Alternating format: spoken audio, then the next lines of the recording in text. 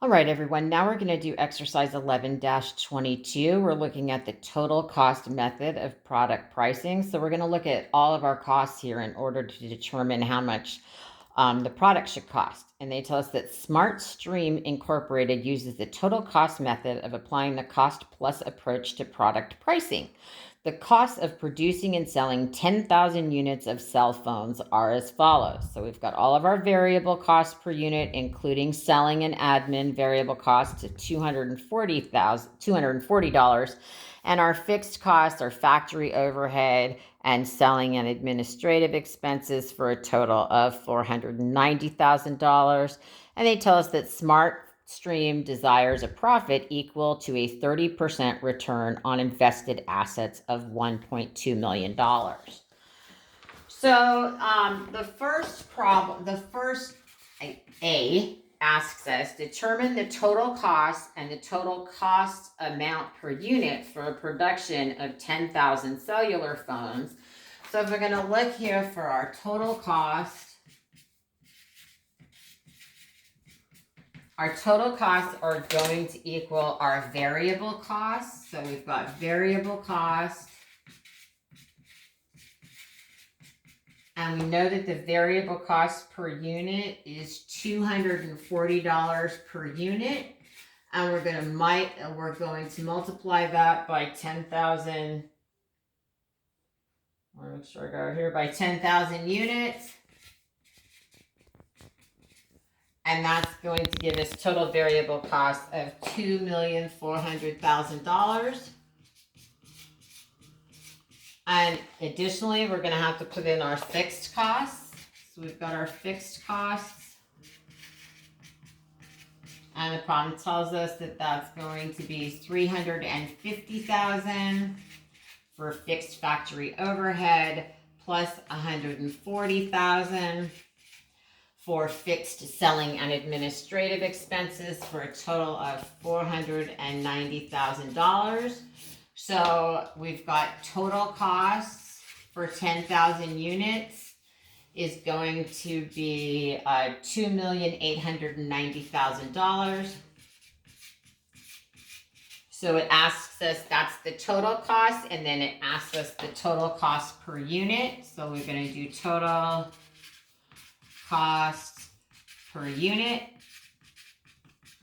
And in order to calculate that, we're going to take the total cost of $2,890,000, and we're going to divide it by 10,000 units, and that's going to give us a cost per unit of $289.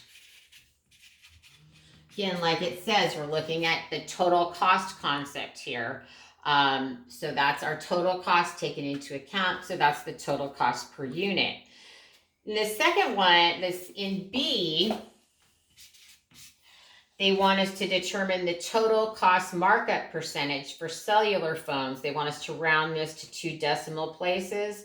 So we're going to do our total cost markup percentage.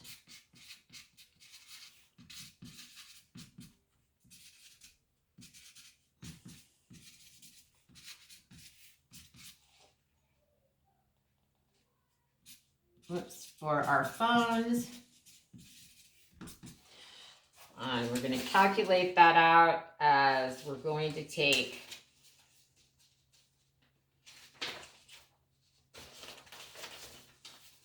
so our markup percentage is going to equal the desired profit divided by total costs.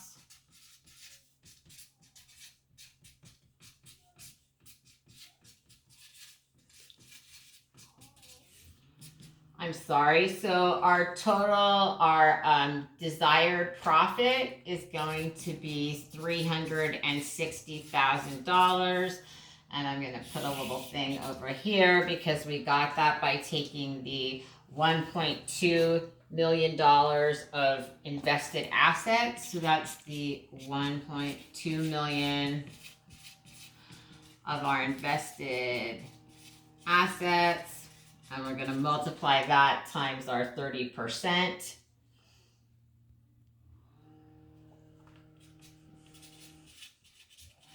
and that equals the $360,000. So we're going to take the total desired profit. We're going to divide it by total cost of $2,890,000 that we calculated in A above. And so that's going to give us a markup percent of 12.46. That's going to be rounded. So 12.46%. I'm going to put rounded here so you don't frustrate yourself when you're doing the homework.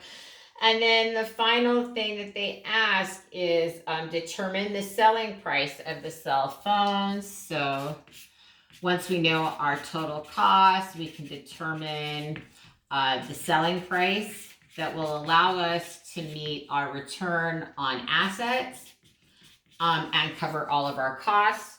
So we've got our total cost per unit.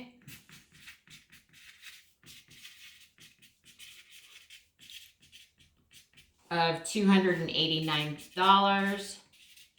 I'm going to multiply that by my markup per unit. And so I'm going to do the 289 times 12.46.